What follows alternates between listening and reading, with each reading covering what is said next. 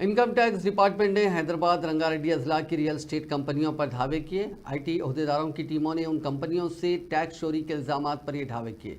उन कंपनियों के कॉरपोरेट दफातर पर ये धावे किए गए। शादनगर, चेवल्ला, गच्चीबौली और बंजारा हिल्स इलाकों में ये धावे किए गए। जराये के मुताबिक पीर की सुबह से आईटी ओहदेदारों की मुख्तलिफ टीम्स बेगम बाजार और शहर के दीगर 2 मकामात पर भी धावे मुनज़्ज़म की थी और अहम दस्तावेजात जब्त किए।